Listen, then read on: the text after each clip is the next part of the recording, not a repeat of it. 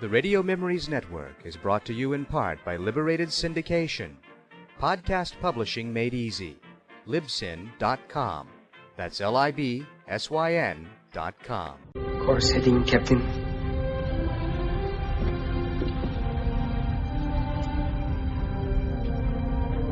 Second star to the right. And straight on till morning. Space Heroes takes us on adventures of Earth-based space policemen who patrolled and explored the worlds of the solar system in the not-too-distant future. Our heroes fight for truth and justice while struggling with evil alien races. Join us as we continue the journey of those early space heroes who inspired us to dream and use our imaginations. Now to this week's Space Heroes journey into the vast unknown realm of space. Captain Starr of Space, 1953 to 1954, was a twice-weekly juvenile science fiction adventure series. Captain Starr and his Space Rangers traveled throughout the galaxy aboard their spaceship, Shooting Star, dealing with interplanetary criminals, spaceships, ray guns, and exciting galactic adventures. Let's join Captain Starr of Space in this week's exciting episode. From out of the future comes Captain Starr of Space!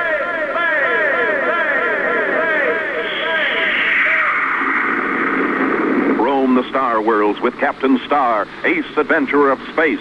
Thrilling transcribed adventures in outer space and strange and far-off worlds where mystery, intrigue, and danger ride on every space fleet mission with Starr of Space!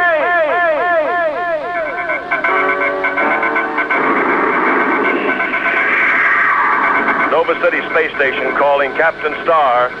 Nova City Space Station calling Captain Starr. Report for special space mission. Ranger Starr reporting, Commodore Bradford. You're blasting for Mars Rock immediately. The Earth people in Polar City are fear-stricken, and they're threatening to leave. Over 15 of their leading citizens have disappeared in the last few weeks without any explanation. What's my assignment, sir? Investigate the mysterious disappearance. Find out who or what is behind them. Stop them.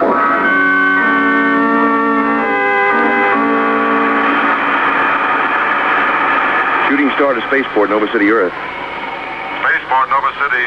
Go ahead, Shooting Star. Blasting on priority assignment, SR-1, destination Polar City, Mars. Ranger Starr commanding. Gail Archer. Flaps on Anderson crew. Stand by. Okay, Rock, she's all yours. File building up. 10, 9, 8, 7, 6, 5, 4, 3, 2, 1. Release.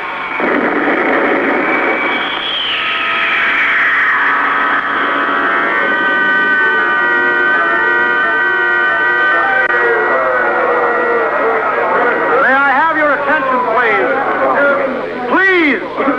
I've just received word from Nova City, Earth, that Ranger Starr of the Space Rangers will arrive here tomorrow to help us. What do we do in the meantime? Captain Stedman, wait for someone to kill us? The local authorities, please, the local authorities are doing all they can. And I'm for selling out and leaving this part of Mars. If you all calm down for one moment, please. Please, let's at least give this ranger our support. If we can't find out anything, then I'll be the first to lead you out of Polar City. Captain Stedman! Captain Stedman! Tommy, what is it? My uncle! Uncle Bob! What's happened? Uncle Bob is gone!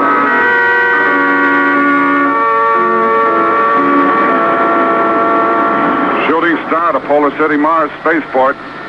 We're in an established orbit waiting for assignment of landing berths.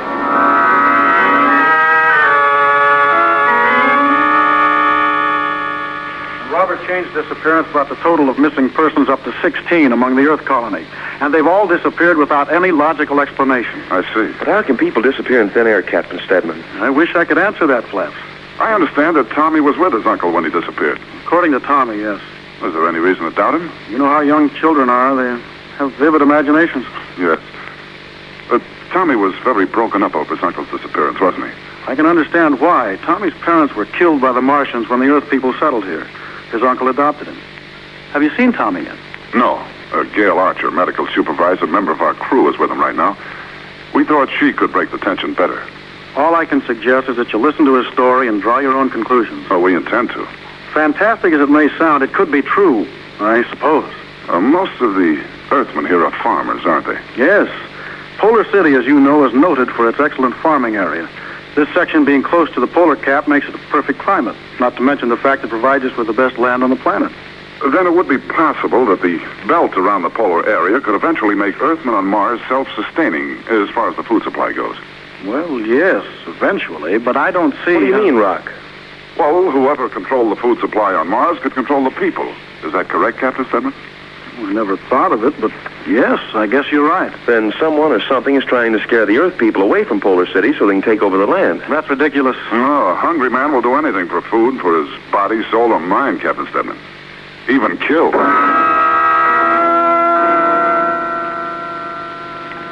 That is more medicine, is it, Miss Archer? No, this is something you really like, Tommy. Here. Go ahead. I promise you'll like it. What is it? Well, a special drink that all boys and girls like on Earth. It's a vitamin malt. Go ahead. It is good. Thanks a lot. I'm glad you like it. Tell me something about Ranger Starr. Oh, you like him. He's a space ranger, and, well, he's big and handsome and has a cute smile and a twinkle in his eyes. You like Rocky, don't you? Now, listen, young man, you're getting very personal. But you do like him, don't you? Well, certainly. I've been a member of his crew since the Space Fleet days. No, I mean, you really like him. Well, he is very nice, but now listen, I think that you said that... How's the patient, Gail? Oh, he's just fine, Rocky. Boy, am I glad to see you. Oh? I was just asking her if you like... Tommy wanted to know when you were going to get here. Tommy, this is Ranger Starr. Rocky to you, Tommy. Hi, Rocky. Tommy's been asking a lot of questions. Well, that's the only way you'll ever learn, Tommy. Ask questions. And that's why I want to ask you some questions. I want to learn something. All right, sir. Well, the day that you were out with your Uncle Bob, tell me what happened. We went out to look over the land. Uncle Bob did that about once every 6 Earth months. Well, we were skipping some rocks along the water in the stream, and all of a sudden Uncle Bob stopped and started walking away. What did you do? I followed him and kept asking him where he was going, but he wouldn't tell me. Well, what did he do? He hit me and knocked me down. I was so scared I ran back into town. Uncle Bob was nice to you, wasn't he, Tommy? Always. Well, then, don't blame him for what happened. He probably wasn't himself. Sounds like he was under some sort of hypnotic spell. Well, where'd he go? Why'd he leave me? That's what we're trying to find out, Tommy. Oh, Rock, Stedman wants you on the Visiwave. Well, I'll be right back, Tommy. I'll go with you. What is it, Flaps? Well, Stedman wouldn't tell me, just said it was urgent. What kind of a boy does Tommy strike you as being, Gail? Oh, a very normal boy, Rocky. Why? Just wondered. That was my impression, too. Did Tommy help any? Some. A mental control is being exerted over the missing persons. Exactly what, I don't know. Here's a Visiwave. Ranger Starr. Stedman here, Ranger Starr. Better get over to my place at once. Avon Brickner, one of the missing persons, just walked into my office.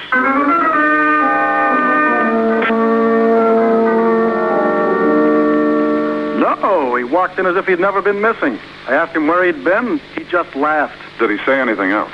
Claimed he's been up in the hills looking over his land and that there was no need for alarm. He got up to leave and then just passed out on the floor.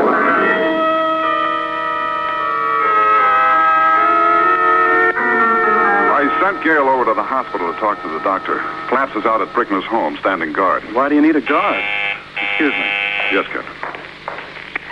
Captain Stedman. This is Gail Archer. Tell Rocky that I've talked to Dr. Carson, that I'll meet him at the Brickner's home.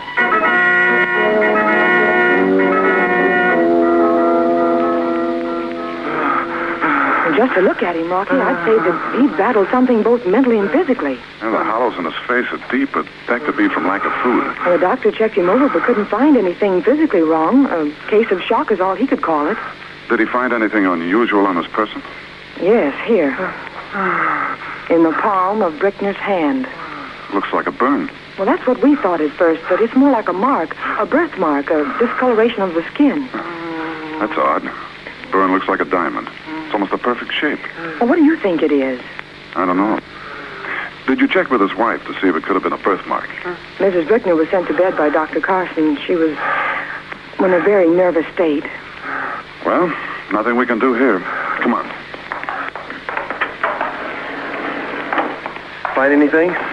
Maybe. I'm staying here with you, Flaps, to stand guard. Gail will go back to Tommy's place. You expect something to happen here, Rocky?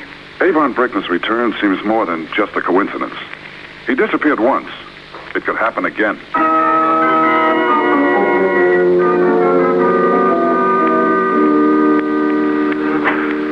What do you expect to find in the clothes closet? Clothes? Oh, I know that. But why can't you look for them in the daytime instead of night? Here we are. Huh? Well, they look like they've been in the Cosmic Star. Brickner was wearing them when he walked into Stedman's office today. Oh. What? The jacket and trousers are stiff. Seems like they've been in some sort of liquid. Water?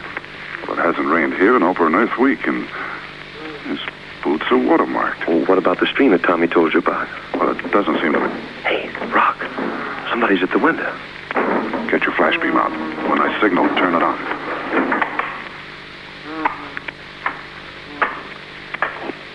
What is it?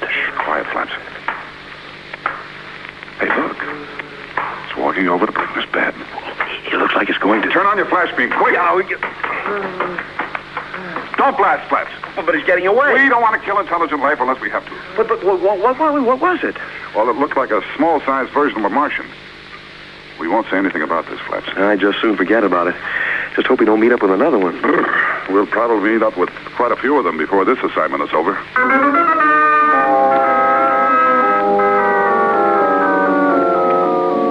But going into that country is dangerous, Ranger Starr. Somewhere in the hills, there must be an answer to the mysterious disappearance of the Earthians here in the Polar City. If you've made up your mind, I guess I'll go with you. Oh, this is something that Flaps and myself will handle alone. Very well, if that's the way you want it. Well, Tommy, glad to see you up and around. He insisted on coming down to see you. Mr. Archer said that you were going to look for my uncle. That's right, Tommy.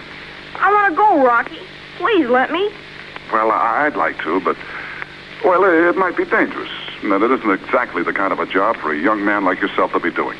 But maybe I can help find Uncle Bob and the other missing people. Oh, I'll bet you could. But you'll have to let Flaps and me go on this trip alone. They won't let me go, Tommy. Yeah, that's right. If I were a space ranger, I'd let me go along. I tell you what, Tommy. When you do grow up, I'll help you become a space ranger. You mean it, Rock? Honest? Honest. But to be a good space ranger, you have to make good marks in school and pass all your tests. Then we'd better run along, young man, and study. All right. But if you need any help, Rocky, you can count on me. Oh, I know we can. Be careful, Rocky. Oh, if anything should happen and you need us, use your communicator. Flaps and I'll have ours. I will. Come on, Tommy. Goodbye, Rocky. Flaps. Goodbye, Tommy. Your equipment's loaded on the sand sled. You'll be able to use the sled until you reach the foot of the hills. Then you'll have to walk. Thanks, Captain Stedman. You sure you won't change your mind about me coming along with you? You'll be more help here, keeping the Earthians happy. That's a big job in itself. Very well. Good luck to both of you. Flaps and I rode the sand sled as far as we could into the hills, then strapped the gear on our backs and started walking. It was wild country, just as Stedman said it was, and the going through the tangled undergrowth was slow. By night, we were only halfway up the hill, so we camped by a small stream. Having been faced with eating Flaps' cooking before, I came prepared. I brought along some highly concentrated food tablets, and while he was insulted, my stomach was very happy. Before bedding down, we lit a small campfire to keep away curious Martian desert cats, and then turned in for a night's rest.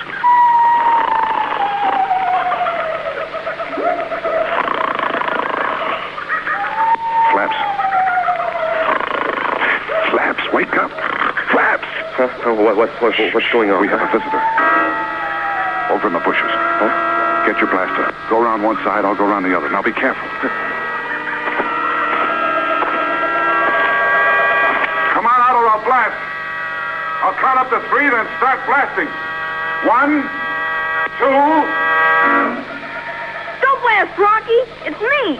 Hold it, Flaps. Hold it. I know I broke my promise, Rocky, but I just had to come along.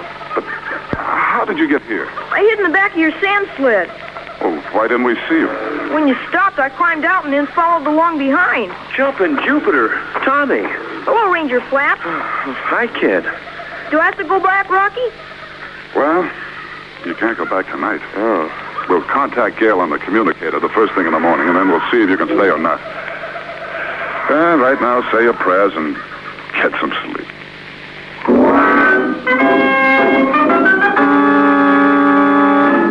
This is Commodore Bradford, Gail. Sorry to bother you this late at night, but I have some information that must get to Rock as soon as possible. Oh, Rocky and Flats are gone, Commodore, but I'll get a message to them. What is it? Space Investigation Department just gave us a report on Captain Stedman. What about Stedman? He's really a space criminal known as Lance Whitman. Used to be a scientist, but was discharged from the scientific labs here in Nova City because of... Commodore Bradford. Commodore Bradford. You'll find that your communicator doesn't work, Miss Archer. Captain Stedman. Yes. I came over to report that Tommy is missing. Is Tommy missing? I thought perhaps you might know where he was. Why, no, I've been outside for some time. I heard your conversation with Commodore Bradford. Oh, what are you going to do? I have no choice now.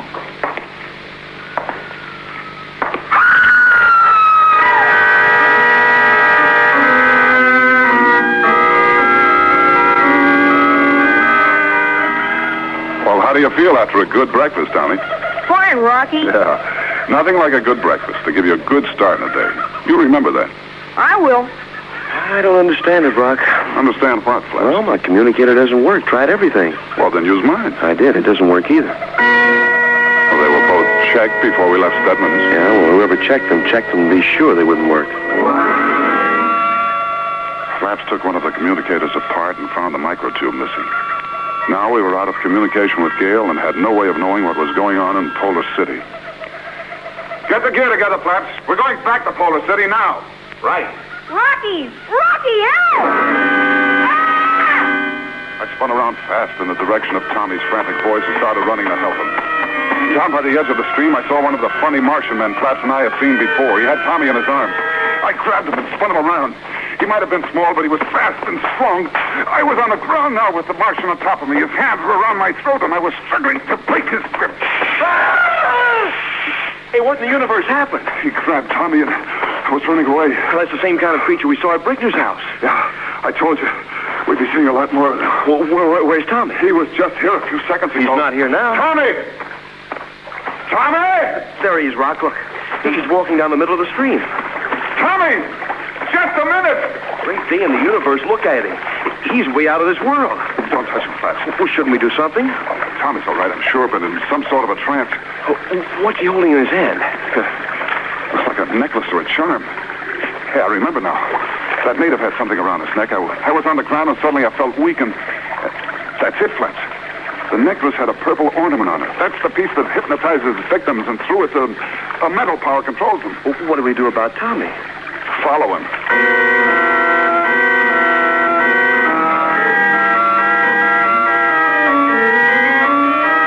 Well, he's still walking down the middle of the stream. Can't we do something to break the hypnotic spell? I don't know what effect it might have on him. The mental force is leading him someplace. We'll have a better chance if we can find out exactly what the control is. Then, once it's broken forever. Hey, look, Rock. He's walking out of the stream now. And toward that big jagged rock over there. There's nothing there. As far as we know now. Let's move a little faster so we can catch up with him, and then we'll stay right behind him. Tommy walked closer and closer toward the rock. We moved up close behind him so that we could protect him against any danger. When he reached the rock, he stopped, and suddenly the rock separated and swung open. Jumping Jupiter. It's opening up. We're going to follow him in. Now, act just the way he does, in a trance. And whoever's behind the rock slab will think we're one of the captives. Yeah, you hope. I'm hoping real hard. Now we found ourselves in a huge cave. The rock slab swung shut. We followed Tommy down the cave that was lit with purple torches on each side. Ahead of us, there was a big open area with 20 or more of the native Martians, like the one we had fought with earlier, standing around a large open pool. Tommy walked right into their midst and stopped. What do you make of it, Rock? Looks like some sort of ancient sacrifice ritual. Well, they're all just standing around the pool. Why don't they do something? Well, maybe they... You are now facing the pool of life, Tommy Kane. And you will soon be one of us. Me and my big mouth. Don't ask any questions now, Flaps. Just do what I say. Get your blaster ready. When I holler, start running toward that pole and firing into it. I don't understand. I'll explain later. We haven't much time. Now wait here until I holler for you. Right. Whoever you are, don't try to stop me from taking this boy out of here. If you do, I'll blast your full of life into eternity. I've been expecting you, Ranger Starr. Listen, you heard me. I'm taking this boy out of here. I say you won't. I don't think you will at all. Look up there. Hey, Rock. Hey, Rock. Rock, it's Tia, look. She just walked out on that ledge up there. No matter what happens, just do as I told you to. The minute you start blasting into the pool, Ranger Starr, Miss Archer will walk to the edge of the cliff and fall into it. All right. What do you want us to do? Up on that ledge, you'll find some diamond-shaped rocks. Listen carefully, Starr. Diamond-shaped rocks. Pick one of them up and take it to Miss Archer. Very well. In just a few moments, Ranger Starr, you will become one of us. Yes, one of us, Ranger Starr, as your friends have. And my plans will become that much easier. Clark, stand by, dig into the pool. Grab Tommy, I'll get Gale.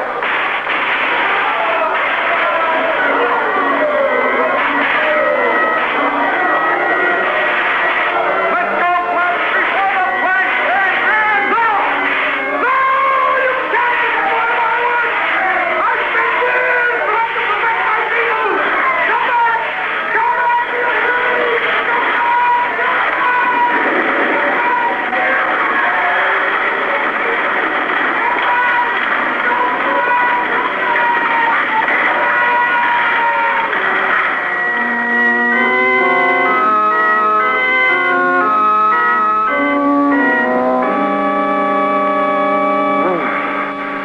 Tommy and myself are deeply indebted to you, Ranger Starr.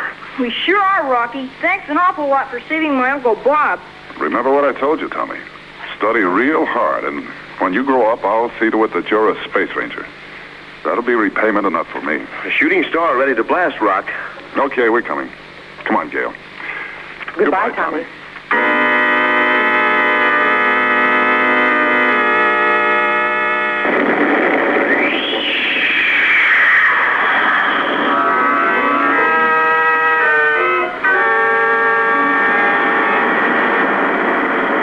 Another mission accomplished, Rocky. Yes, but with a very narrow escape. You know, all I want to know is what was in that pool that I blasted so much, Rock? Well, that was a form of intelligent matter that Stedman perfected. He was a brilliant scientist, but used his knowledge wrong. Mm-hmm. The purple ornaments shaped like diamonds were a dried portion of the liquid in the pool. I see. He spread them around the hilly area of Polar City, and the farmers, on their check of their land, would pick them up, fall under an hypnotic spell, and the intelligent matter would lead them to the cave. Well, what did he do with the people? Well, only a scientist could explain it, Flaps, but, well, I'd imagine they were used in some way to feed the pool of intelligence. I'm glad we got rid of the thing. Well, Stedman told me that he planned to rule the universe someday through the pool of intelligence. Well, how's that deal? Well, first, he had to scare the farmers away. Which he was doing a nice job of. Yes. And then, through the food supply, he could control Mars. Yeah, but what about the rest of the universe? Well, he'd use his purple ornaments to attract certain powers to Mars, and then, through his control, it would have been an easy matter to use the powers as he wished. Flap, what are you tapping your head for? I'm just checking to see if I still have all my brains.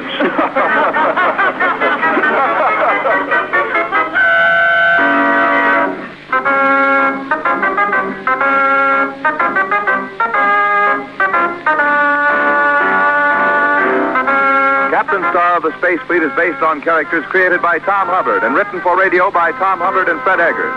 John Larch is heard as Captain Starr, Jane Harlan as Gail Archer, and Tom Hubbard as Cadet Sergeant Stripes. Captain Starr comes to you transcribed from Hollywood.